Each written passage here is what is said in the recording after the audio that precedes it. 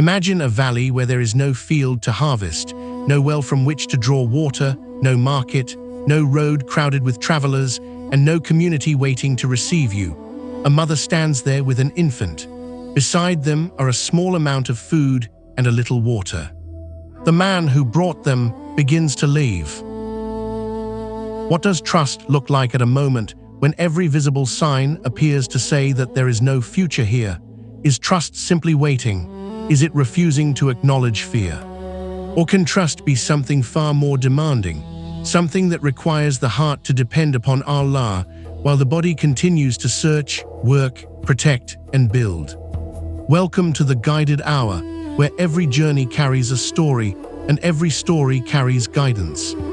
Today we journey through the story of Prophet Ismail, the child of a barren valley whose life became connected with water, worship, sacrifice, promise, and a house that would serve generations. The Quran does not tell the story of Ismail as a single uninterrupted biography. His life appears in several passages, each revealing a different part of his character and responsibility.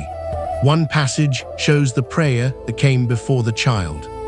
Another shows a family settled near the sacred house. Another remembers Ismail as true to his promise. Another places him among the patient. Another joins him with his father as they raise the foundations of the Kaaba. And another contains one of the most demanding tests described in the Quran, although the son in that passage is not directly named. When these passages are placed beside the authentic report preserved in Sahih al-Bukhari, a careful picture begins to form. It is not a picture filled with invented dialogue or imagined details. It is a picture of a family acting under command, a mother refusing to surrender to helplessness, a child growing beside an unexpected source of water, a prophet becoming known for faithfulness, and a father and son building while asking whether their work will be accepted. Before Ismail appears, there is a prayer. Prophet Ibrahim had left a people who resisted his message. He had challenged the worship of objects made by human hands. He had endured rejection and danger. Then he turned toward his Lord and asked for righteous offspring. The Quran records the meaning of his request: "My Lord, grant me a child from among the righteous." The request is brief, but it contains an important distinction. Ibrahim did not merely ask for a child. He asked for righteousness. A child can carry a family name without carrying its values. A child can inherit property without inheriting wisdom. A child can resemble a parent while choosing a completely different path. Righteousness cannot be transferred like an object. It must be chosen, practiced, protected, and renewed. Parents may teach, they may pray, they may model faith, they may create a home in which truth is respected, but they cannot believe on behalf of another person. Even the child of a prophet remains responsible before Allah. The Quran then announces a forbearing boy. The Arabic description points toward patience, restraint, and the ability to remain composed rather than being ruled by immediate reaction. This quality will later become central to the way many Muslim scholars understand Ismail's connection to the sacrifice passage. Yet before that severe test, another test appears. It begins not with Ismail as a young man, but with Ismail as an infant. An authentic narration from Ibn Abbas describes Ibrahim bringing Ismail and his mother to the area of Makkah. At that time, the valley had no settled population and no available water. Ismail was still nursing. Ibrahim left a container of dates and a water skin. Then he began to depart. The report describes Ismail's mother following him and asking where he was going. She could see the conditions around her. This was not a protected settlement. There were no nearby families. There was no visible source of food once the provisions ended. Her questions were not evidence of weak faith. They were the questions of a person trying to understand what responsibility required. When Ibrahim did not provide an ordinary explanation, she asked the decisive question. Had Allah commanded this? He confirmed that the action was commanded. Her response has been remembered across centuries. She understood that they would not be neglected. Notice what the report does not ask us to imagine. It does not tell us that she suddenly stopped feeling concern. It does not tell us that the valley became less barren because she trusted Allah. It does not tell us that the water's skin became larger or that a crowd appeared immediately. The physical facts remained: a mother, an infant, a small provision, a valley without cultivation. Trust did not erase the valley. Trust changed how she stood within it. This distinction matters because religious language is sometimes used carelessly. A frightened person may be told, "Just trust Allah," when what they need is protection, planning, help, treatment, or practical support. A family facing financial hardship may be told that concern itself shows a lack of faith. A parent may be told not to prepare because provision comes from Allah. But the story of Ismail's mother does not present trust as carelessness.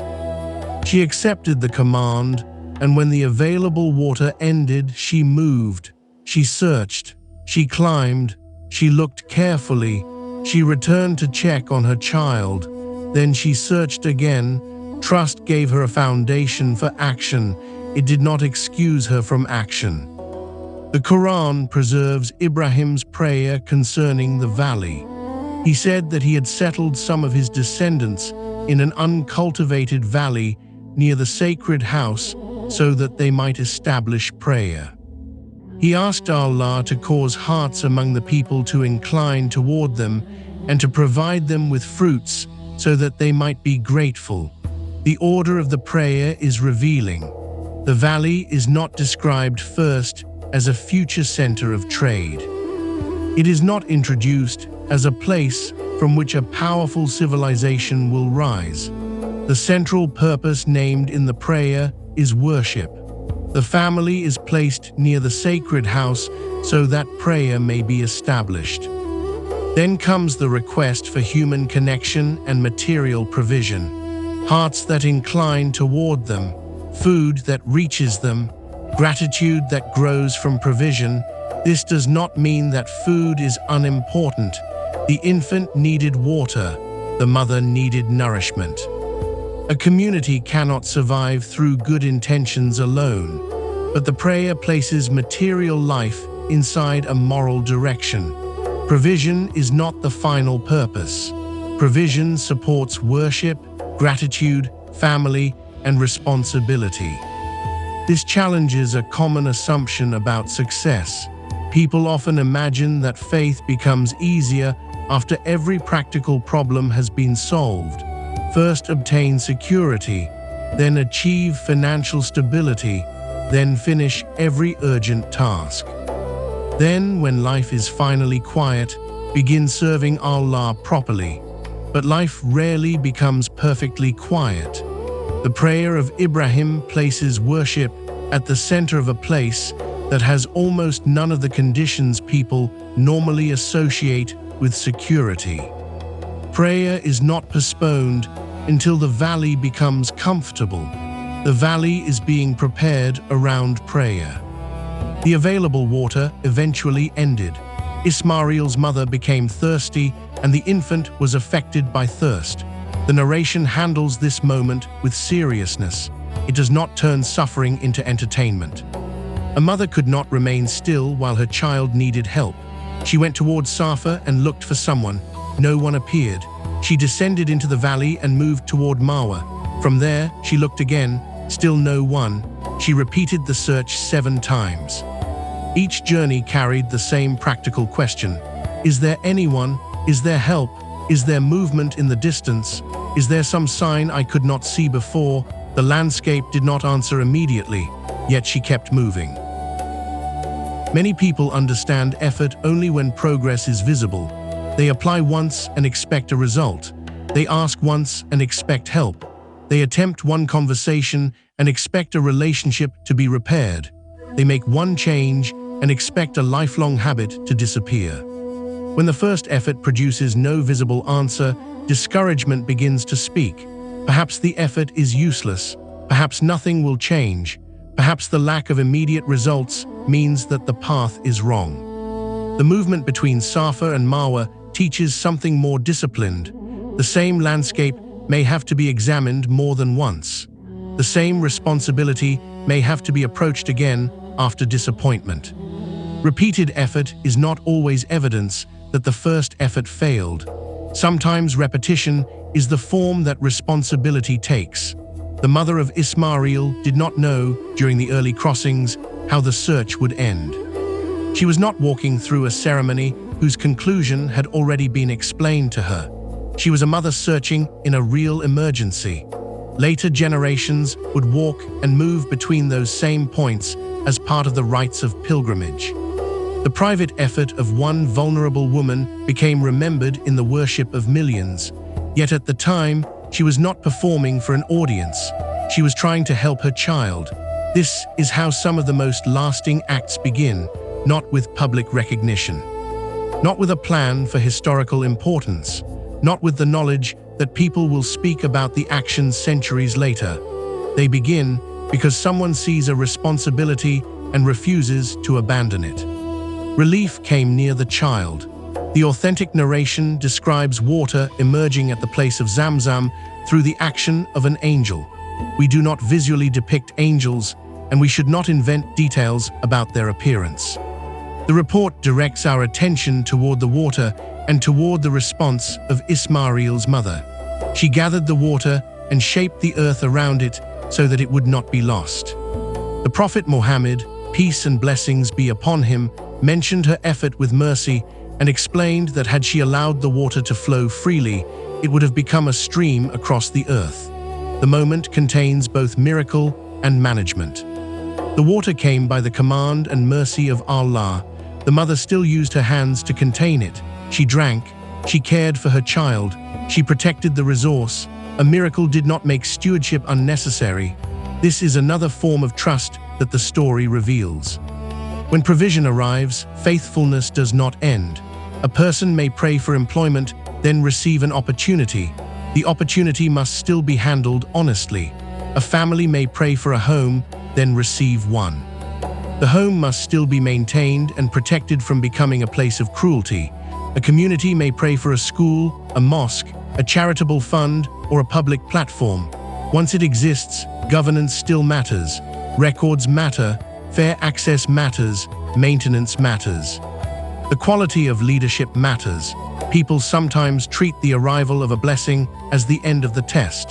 The story of Zamzam suggests that receiving may begin a new test. What will you do with the water once it reaches you? Will you waste it? Will you claim that you created it? Will you prevent everyone else from approaching? Will you become careless because the immediate danger has passed? Or will you protect the blessing without forgetting the one who provided it? The valley began to change. A group from Jurhum passed through the region. They noticed birds circling. People familiar with desert travel understood that birds could indicate water. They investigated and found the source. Then they approached Ismail's mother and asked permission to settle near her. The narration says that she allowed them to remain while maintaining that they would not own the water. This is a remarkable detail. She did not reject community. She also did not surrender responsibility for the resource. She welcomed people while establishing a boundary. Generosity and boundaries are often presented as opposites. A generous person is expected to say yes to everything. A caring leader is expected to give every person complete access. A parent is expected to agree with every demand in order to prove love. But responsible generosity requires structure. Without boundaries, powerful people may seize what was meant to benefit everyone. Without boundaries, A shared resource can become private property in the hands of whoever arrives with greater numbers or influence. Without boundaries, the vulnerable person who first protected a blessing may be pushed aside. Ismail's mother allowed settlement, companionship, and community. At the same time, she protected the water from being claimed by the newcomers.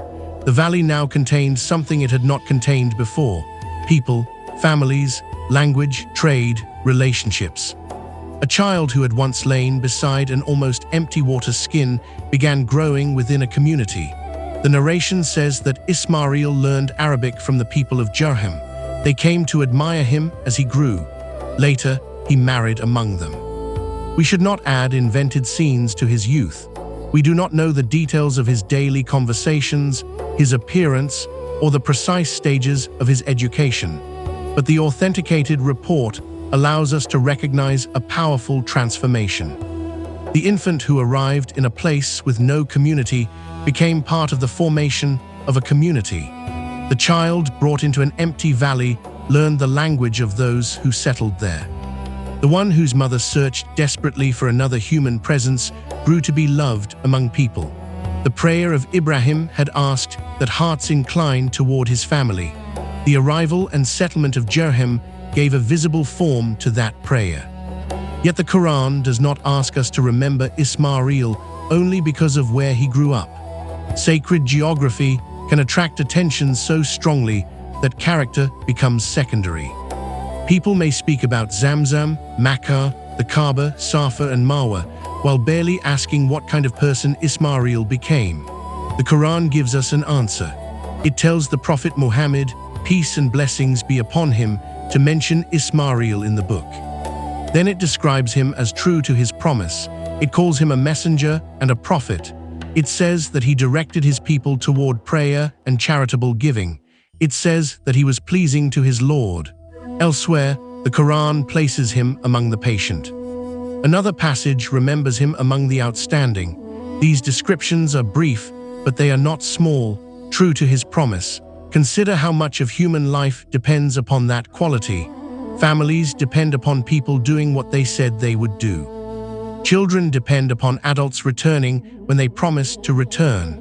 Workers depend upon employers honoring agreements. Employers depend upon workers fulfilling responsibilities. Communities depend upon leaders handling entrusted resources as promised. Friendships depend upon confidentiality, reliability, and honest expectations. Religious institutions depend upon teachers and administrators refusing to use sacred language to hide broken commitments. A promise may be spoken in a few seconds. Keeping it may require years. The Quran does not remember Ismail for a single impressive statement. It remembers him as a person characterized by truthfulness toward promises. That suggests consistency.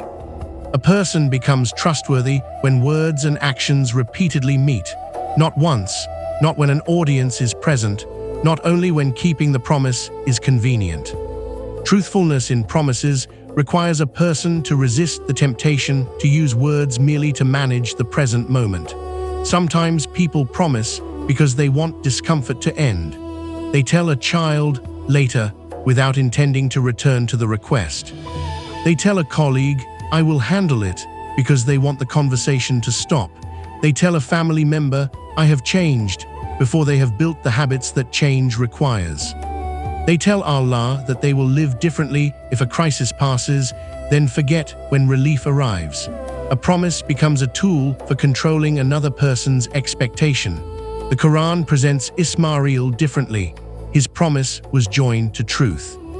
The passage then says that he directed his people toward prayer and charity.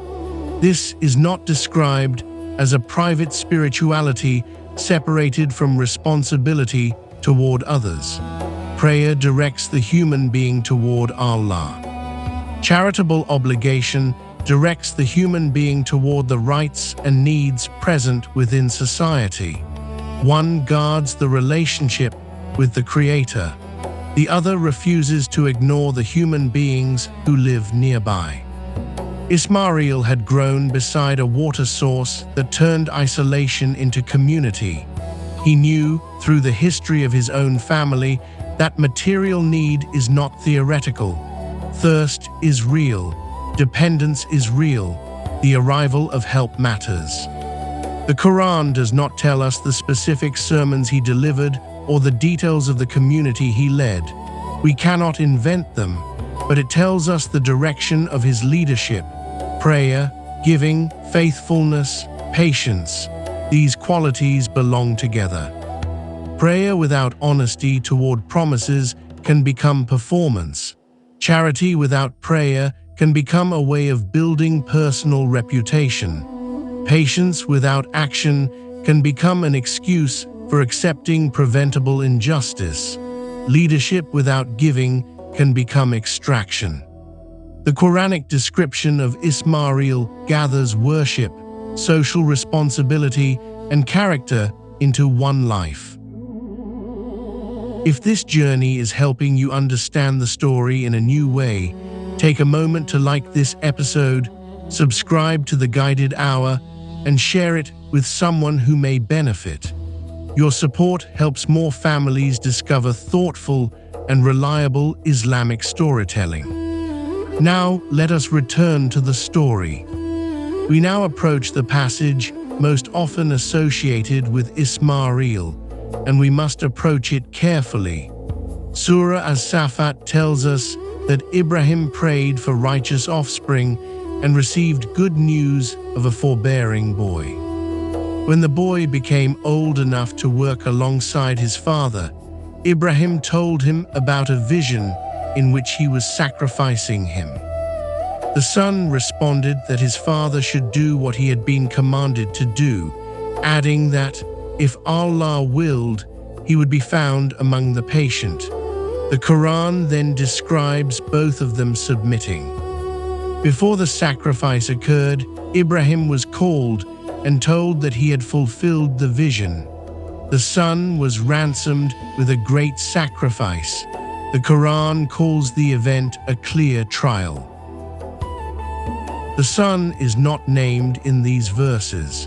Many Muslim scholars, including Ibn Kathir and numerous authorities he cites, identified him as Ismail. Other early opinions identified the son as Ishaq. Because this episode concerns Prophet Ismail, we discuss the passage according to the widely held Ismail interpretation. But accuracy requires us to say clearly that this identification is an interpretation of the sequence and related evidence. It is not a name stated directly in the sacrifice passage. This distinction does not weaken faith. It protects honesty. Revelation deserves enough respect that we do not place our conclusions inside its wording. The central Quranic guidance of the event remains powerful regardless of the historical disagreement over the son's identity. The passage emphasizes submission, patience, truthfulness, and the difference between loving a gift and treating the gift as one's possession. Ibrahim had prayed for a righteous child. When the child arrived, the answer to the prayer did not become independent of the one who answered it. This is difficult for the human heart. We may ask Allah for something for years: a child, a marriage, a career, a home, a business, a public role, health after illness, recognition after long obscurity. When the answer arrives, attachment may quietly change into ownership. The blessing becomes something around which identity is built.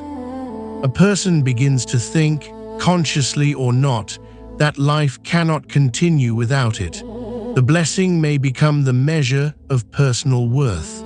Then protecting the blessing becomes more important than obeying Allah.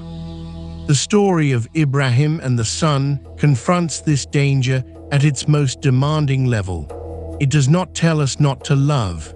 Ibrahim's willingness would not represent a test if there were no love. The trial is severe because the relationship matters. Submission does not require the heart to become cold. It requires love to remain correctly ordered. The child is loved deeply, but the child is not owned. The child belongs to Allah. The father belongs to Allah. Their futures belong to Allah. Their responsibility is to respond faithfully to what has truly been commanded. The Quran allows us to hear the son's response. He is not described merely as an object being carried into another person's test.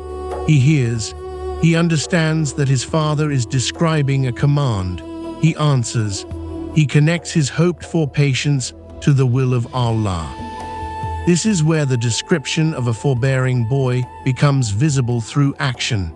Patience here is not passive personality. It is moral strength under pressure. It is the capacity to remain aligned with truth when fear has every reason to become overwhelming. We should not use this story to justify human beings harming others based upon private dreams. The event belongs to a prophet receiving prophetic revelation. Ordinary dreams do not authorize violence, abuse, or the violation of another person's rights. No parent, leader, or religious personality may claim the authority of Ibrahim's prophetic vision. The Quranic story teaches submission to Allah through authentic revelation. It does not give human beings permission to turn personal impressions into commands over vulnerable people. This clarification is essential for responsible storytelling. Sacred stories must not be detached from their prophetic context and then used to protect manipulation. The Quran says that when both had submitted, the test reached its decisive point.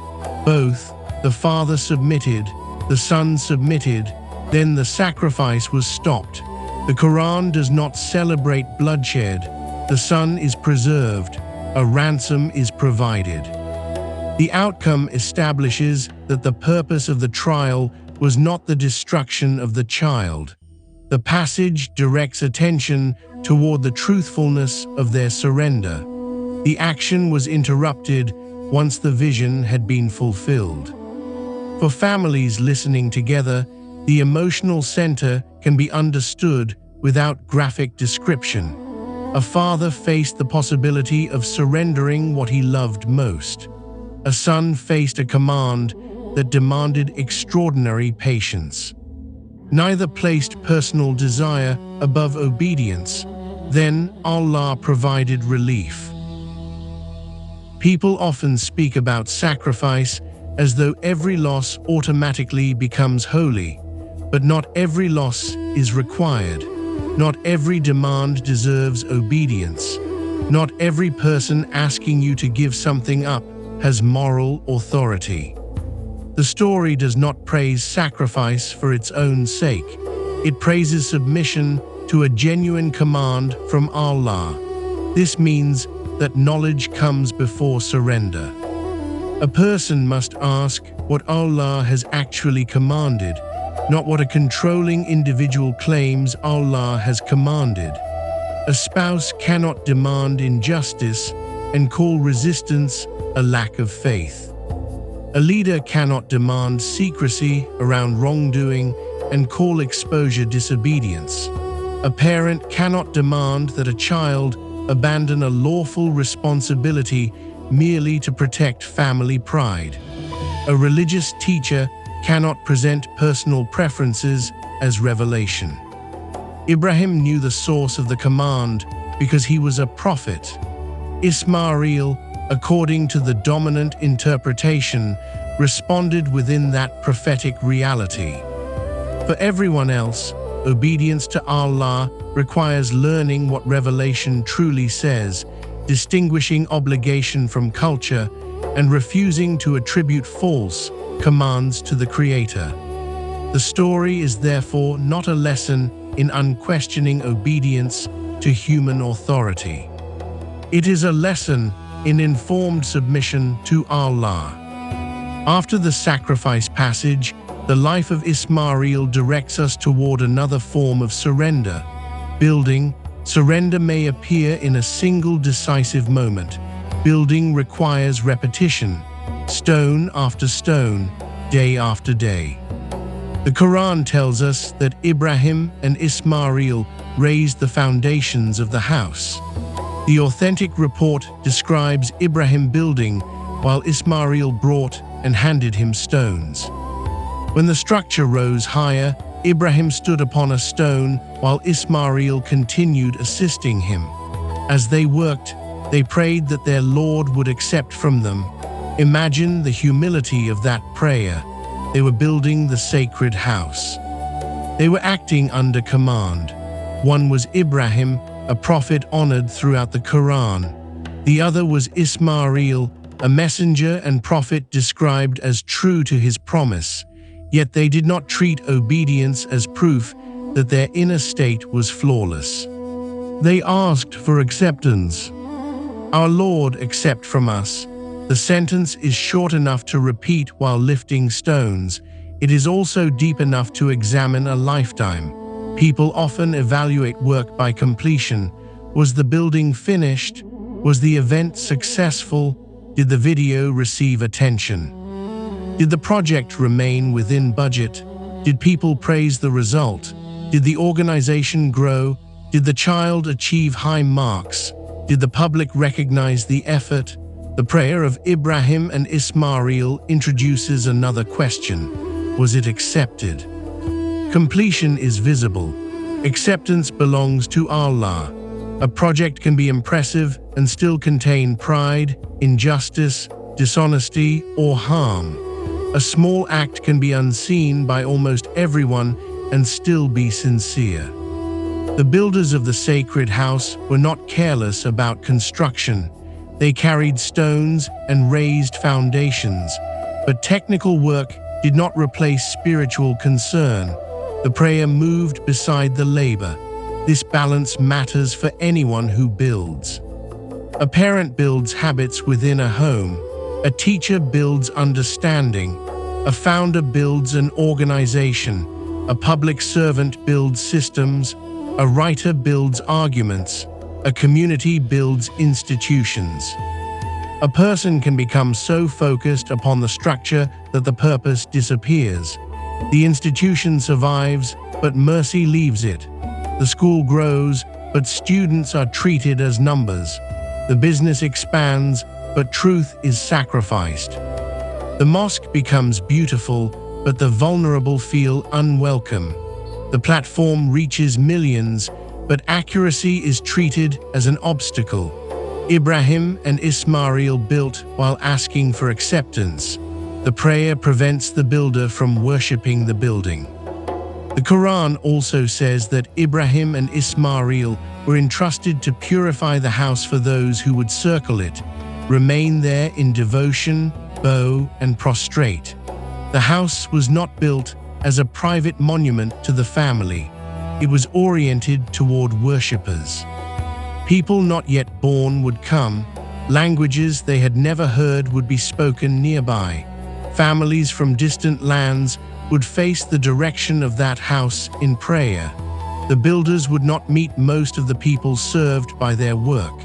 This is generational responsibility. Modern culture often encourages people to measure value by immediate recognition. Who saw what you did? Who thanked you? Who attached your name to the result? How quickly did the work produce a reward? But some of the most important work is performed for people who cannot thank the builder. A parent teaches honesty that may protect grandchildren. An engineer designs a safe system that prevents an accident no one will ever know was possible. A teacher gives a student confidence that later shapes an entire family. A donor funds a resource used by strangers. A person documents a process so that the organization will not collapse after departure. A community protects knowledge that future generations will need. Ismail carried stones for worshippers he would never see. The meaning of the work exceeded the lifespan of the worker. The Quran records further prayers from Ibrahim and Ismail. They asked to remain in submission to Allah. They prayed for a community from among their descendants that would submit to Him. They asked to be shown the rites of worship. They asked for repentance to be accepted. They prayed for a messenger to arise among their descendants who would recite the signs of Allah, teach revelation and wisdom, and purify the people. Notice again the humility. They were prophets asking to remain submitted. They did not treat previous obedience as a permanent guarantee against future weakness. They asked to be taught the rights. They did not assume that sincerity made correct knowledge unnecessary. They asked for repentance. They did not act as though serving the sacred house removed the need to return continually to Allah. They prayed for future generations. They did not ask only that their descendants become powerful, wealthy, numerous, or celebrated. They asked for submission, knowledge, worship, and purification. This gives parents and leaders a more demanding way to think about legacy. Legacy is not merely having one's name remembered. A person may be remembered for centuries and leave behind confusion. Another person may be forgotten by history while leaving behind habits of truth that protect thousands of lives. The prayer connected with Ismail is not a request for family prestige. It is a request for guidance to continue. There is another detail worth noticing. Ismail's early life began with dependence. He could not search for water. He could not negotiate with Jurhum. He could not build the first protections around the water source. His mother acted for him. Years later, he became a builder beside his father. A child who received care became a man who carried responsibility. This is one purpose of healthy care. It does not keep the child permanently dependent. It protects the child while preparing the child to serve. Parents may sometimes confuse love with preventing every difficulty. They continue making decisions that an older child must learn to make. They remove every consequence. They solve every conflict. They speak for the child in situations where the child must develop a voice. The intention may be protection, but permanent rescue can prevent maturity. Ismail's life moves from being carried into the valley to carrying stones. From receiving water to helping prepare a house for worshippers. From being protected by his mother's movement to being remembered for his own patience and promise. A faithful family does not simply ask how to protect the next generation. It asks how protection can prepare them for responsibility. The story also transforms our understanding of barren places. The valley is described as uncultivated. Its lack is not hidden. The Quran does not call it fertile before it becomes a center of life. The story begins with scarcity. Yet scarcity is not the only truth about the place. The valley is also near the sacred house. It will hold Zamzam. It will receive a community. It will become connected with prayer, pilgrimage, sacrifice, and remembrance. A place can be barren in one dimension and full of purpose in another. The same may be true of a period in your life. A season may contain little visible progress. A business may not be growing. A family may be adjusting after loss. A student may feel behind. A community project may have only a few participants. A person may be doing necessary work without recognition. The lack is real. Faith does not require pretending that the valley contains crops when it does not. But visible scarcity does not reveal the entire future. The response is not empty optimism. The response is to ask what responsibility exists now. Is there a promise to keep? Is there a search to continue? Is there water to protect? Is there a boundary to establish? Is there a stone to carry? Is there a prayer to make while working? The future of the valley was not built through one action alone. Ibrahim obeyed and prayed. Ismail's mother trusted and searched. Water emerged by the mercy of Allah. She gathered and protected it. Jurhum investigated and requested permission. A community formed. Ismail grew, learned, worshipped, taught, gave, remained patient, and kept his promises. Father and son raised the foundations. Each stage contained a different responsibility. Guidance did not remove human action. Human action did not create the blessing independently of Allah. The story holds both truths together. We can now return to the question with which we began. What does trust look like when every visible sign appears to say that there is no future here? In the story of Ismail, trust looks like a mother accepting a command while refusing to stop searching. It looks like gathering water after water has miraculously appeared. It looks like welcoming community while protecting a shared resource. It looks like a young man becoming known for truthfulness rather than living only through his father's reputation. It looks like patience during a severe trial. It looks like carrying stones without demanding that future worshippers remember the carrier. It looks like completing sacred work while still asking Allah to accept it. Trust is not one feeling. It is a pattern of faithful responses. The Quran could have remembered Ismail only as the son of Ibrahim. Instead, it gives him his own descriptions, true to his promise, a messenger, a prophet, one who directed his people toward prayer and giving, one of the patient, one of the outstanding. Pleasing to his Lord, these descriptions call the listener toward a form of faith that can be practiced before any dramatic test arrives. You may never stand in an empty desert with a water skin. You may never carry stones beside a prophet, but you will make promises. You will receive resources that must be protected. You will face moments when effort produces no immediate result. You will have opportunities to serve people who may never thank you. You will be tempted to measure work by attention rather than acceptance. You will love people and things deeply enough that love may begin to compete with obedience. The story of Ismail gives language to those moments. Search again, protect the water, keep the promise, carry the stone, ask for acceptance.